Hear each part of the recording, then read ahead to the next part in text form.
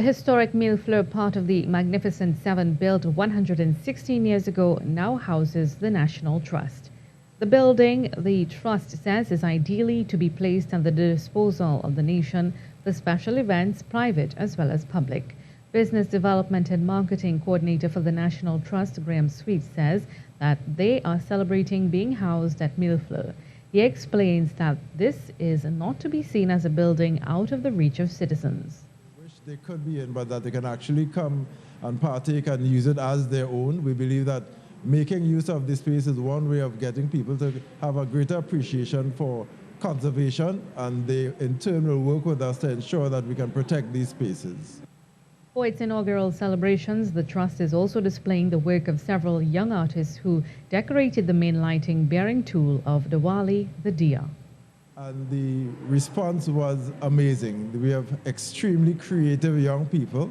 We have some deyas that were decorated as a steel pan, decorated as a pokeball, and the colors and the diversity of the colors and the creativity was really more than we expected. It was amazing, and we want to congratulate all of them and their parents for making the effort to be part of Mille Fleurs by having their artwork displayed here. As well, the Trust will display the works of youth who competed in their contest called Is Me. If you would like to visit the beautiful house and art, an appointment can be made online from the Mille Fleurs website.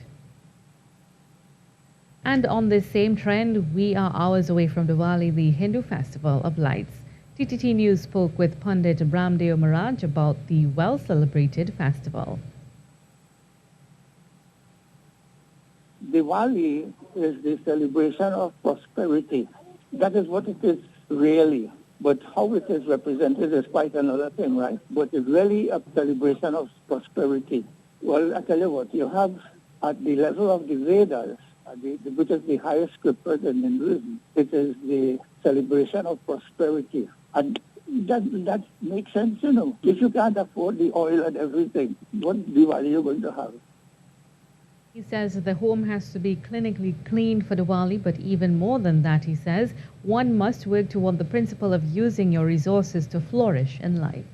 You could do what you want for Diwali, but unless you follow the principle of prosperity, which is you must wisely and rightly use your resources, your present resources, to be blessed with more. Prosperity depends on the rightful, wisely use of whatever resource you have. You know, it is said you must pray for what you want and then work for what you pray. Now, you pray to Mother Lakshmi, but you don't follow the principle of prosperity. You could forget it.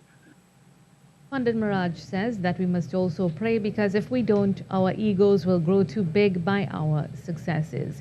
In closing, Pandit Maharaj wished all of Trinidad and Tobago Shubh Diwali.